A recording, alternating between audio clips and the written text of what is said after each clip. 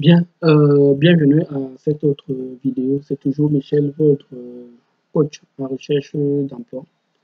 Le titre ici, c'est comment répondre aux questions pièges. Et je tiens déjà à vous dire qu'on parle de questions pièges ici. Ce sont les questions discriminatoires.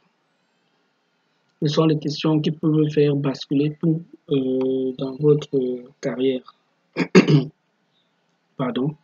Ce sont les questions qui peuvent vous-même vous déstabiliser en entretien. Donc, l'un des meilleurs éléments qui peut vous permettre à surmonter ce genre de questions, c'est la préparation. 1. Votre capacité à apprendre des choses, à prendre de la grandeur. 3. Votre intelligence et votre sagesse. Ce sont des éléments-là qui peuvent vous permettre de vous en sortir dans ce type de questions-là. Maintenant, moi, je vous dis déjà que lorsque vous vous préparez pour un entretien de recrutement, vraiment, dites-vous déjà que ne vous renvoyez pas la faute, comme si si vous n'arrivez pas peut-être à obtenir cet emploi, c'est la fin du monde. Non, ce n'est pas la fin du monde. Ce n'est pas là déjà que vous commencez. Et ce n'est pas par là certainement que vous allez finir, surtout si vous êtes en début de carrière. Prenez chaque élément avec beaucoup d'aisance, beaucoup de diplomatie. Je vais vous raconter une anecdote avant d'entrer dans le vif du sujet. En 2017, mai 2017, j'ai un parcours en informatique, les réseaux et tout. Et après, je rentre à l'école pour faire une licence en marketing parce que je me sentais très à l'aise dans la prise de parole et tout. Et chez nous, dans le domaine des télécoms, c'était tellement fermé, vous êtes face à vos machines, et ainsi de suite. Et j'étais de plus en plus très à l'aise dans les négociations et tout. Alors, je vais faire une licence en technologie. Cette année-là, donc, j'arrive à décrocher un entretien de recrutement chez Orange. Je vous assure, j'ai travaillé toute la nuit pour arriver à être à la hauteur. Alors, pendant l'entretien, je tombe sur 4 personnes.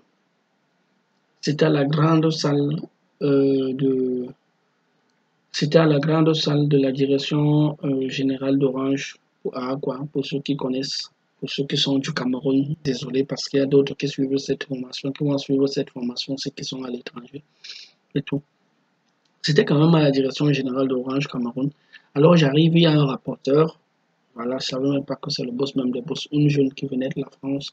Il y a un chargé de recrutement. Plus je suis, c'était un poste mixte où je devais travailler avec la partie technique et la partie marketing commercial, c'est pas trop.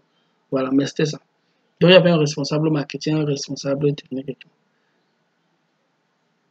Première question piège, c'est quoi? C'est que si vous n'êtes pas à l'aise en anglais et qu'on arrive à vous poser la question, soit on arrive à vous demander si vous êtes à l'aise en anglais, dites la vérité. Dites que vous n'êtes pas à l'aise. Mais je vous assure, répondez à cette question-là en anglais. Comment vous allez répondre à cette question-là? Si vous n'êtes pas bilingue et vous allez à un entretien de recrutement et on vous pose la question de savoir si vous êtes bilingue, préparez cette question-là. Préparez-vous à cette question-là. Ça veut dire que vous allez sur Google, vous préparez une réponse en français. Oui, honnêtement, je ne suis pas bilingue, mais je me bats. J'essaye de me battre. Pour des questions techniques, machin et autres, ce sont les termes qu'on a habitués chaque jour. Je réponds très bien. Mais j'ai entrepris quand même depuis un certain temps, puisque moi je constate à la fin d'entreprendre de faire des cours d'anglais, ainsi de suite. Vous pouvez le dire en anglais. Ça veut dire vous vous préparez à le dire en anglais. Moi, je me suis préparé à cette question-là et tout. Et il y a une autre question piège qui est souvent bizarre. C'est que ce n'est pas une question piège en fait. Mais les gens vont vous pousser à bout. Ça veut dire quoi? Ça veut dire que vous allez dire, par exemple, non, je connais, on vous demande, vous connaissez tel. Quand vous pose une question, 1, si vous connaissez, vous dites que vous connaissez.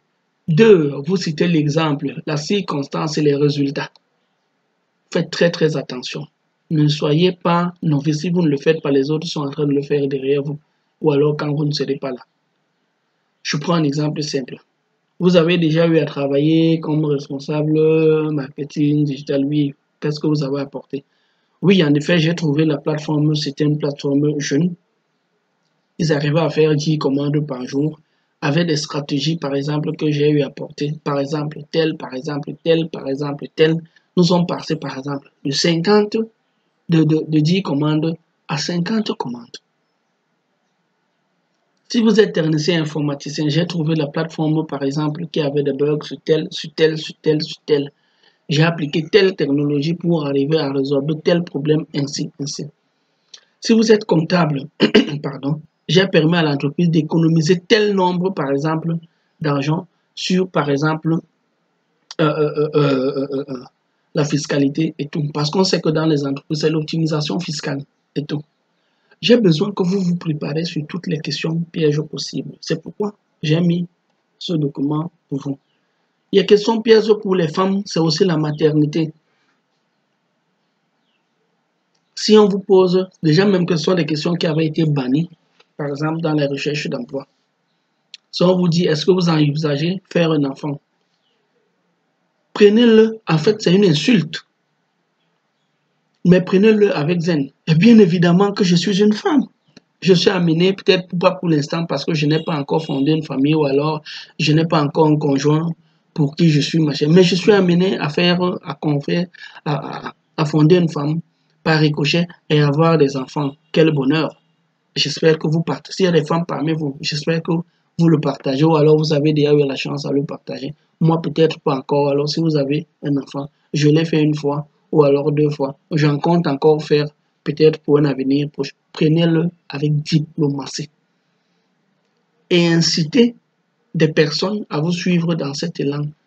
Provoquez leurs émotions pour qu'ils comprennent que ne vous cachez pas derrière le fait que non, je n'aime pas les enfants. Qui n'aime pas les enfants? Pardon, soyez vrai.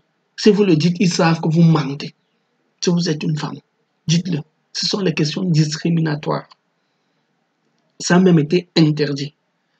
Il y a d'autres questions. Est-ce que vous avez un copain, machin et autres? Si vous avez un copain, dites que vous avez un conjoint et que c'est de plus en plus très stable. Vous comptez même vous marier très prochainement. Ne dites pas, par exemple, machin, vous contournez, machin et autres.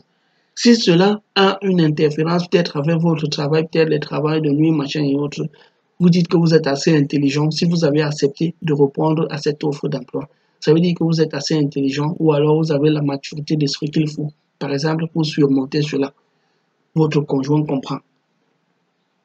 Donc, des questions pièges, ne les prenez pas comme de la boue qu'on envoie sur vous.